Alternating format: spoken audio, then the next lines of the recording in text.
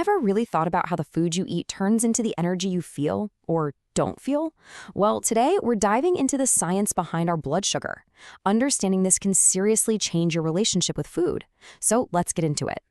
You know the feeling, right? You crush a big lunch, and then an hour later, you're desperately trying to keep your eyes open at your desk.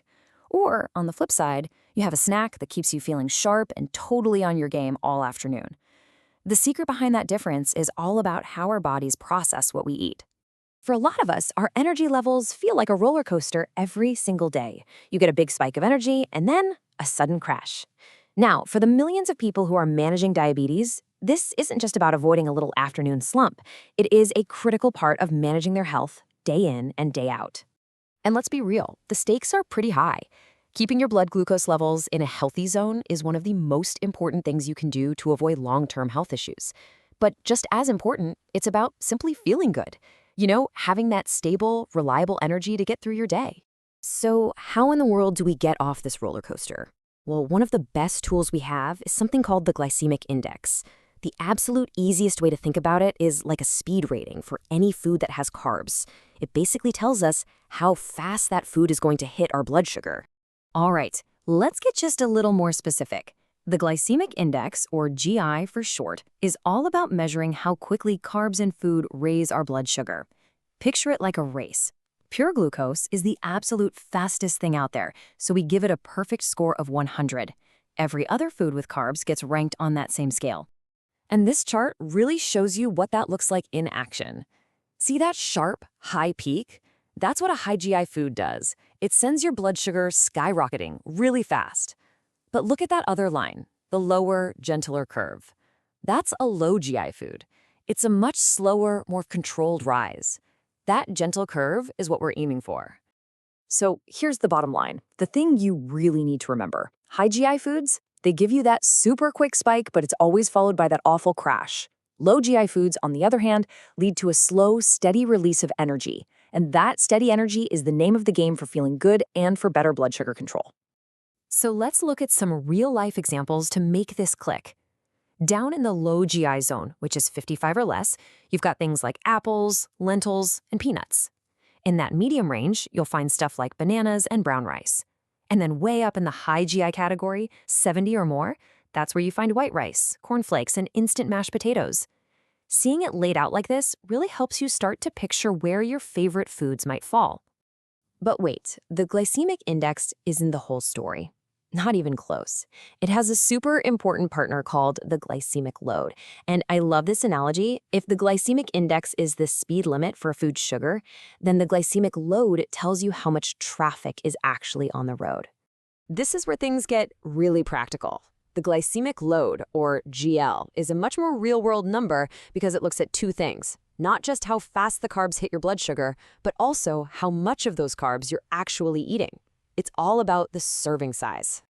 Now, calculating it sounds way more complicated than it is. You just take the food's GI score, multiply that by the grams of carbs in the portion you're about to eat, and then you divide the whole thing by 100.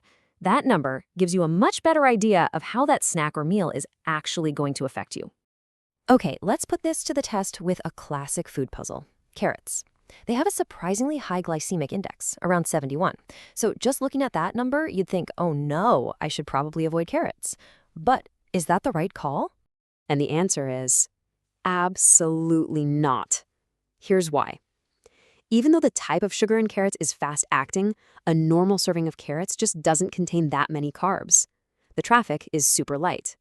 So when you do the math, the glycemic load for half a cup of carrots is a tiny 5.7. This is the perfect example of why GL is so much more useful. It's about what you actually eat.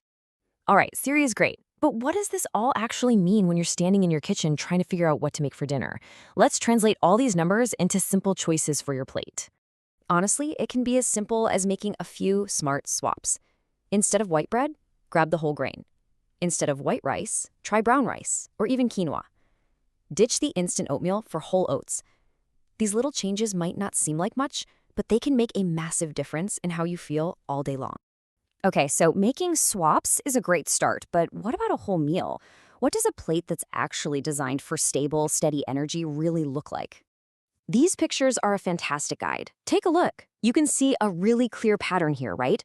For both lunch and dinner, there's always a lean protein, like fish or beans, a big portion of vegetables, and a low GI carbohydrate. It's a simple, powerful blueprint for building a meal that won't send you on that energy roller coaster. Now, not every food is a simple black and white case. Let's take a trickier one, like beetroot. We know vegetables are good for us, but it's also a root vegetable, and it's kind of sweet. So how do we handle a food like that? This is where we have to look beyond just one number. On one hand, beetroot is amazing. It's packed with fiber, vitamins, and it's great for your blood flow. On the other hand, yes, it does have natural sugars. So what's the takeaway? It's not about labeling beetroot good or bad. It's about enjoying all those great benefits in moderation and just keeping an eye on your portion size. And that really brings us to the most important point of all. The glycemic index and the glycemic load are fantastic, super useful tools, but that's what they are, tools. They're just one part of a much bigger health toolbox. In the end, it's all about the big picture. It's about being mindful of your total carbs, keeping portions reasonable, and always balancing your meals with protein, healthy fats, and fiber. Choosing whole foods over processed ones and staying active are just as critical. Think of the GI as a helpful guide to make smarter choices, not a strict rulebook you have to follow perfectly.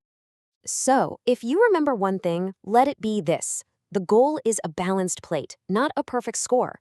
It's about finding a sustainable way of eating that makes you feel amazing. So with that in mind, what's one small swap you think you could make in your very next meal?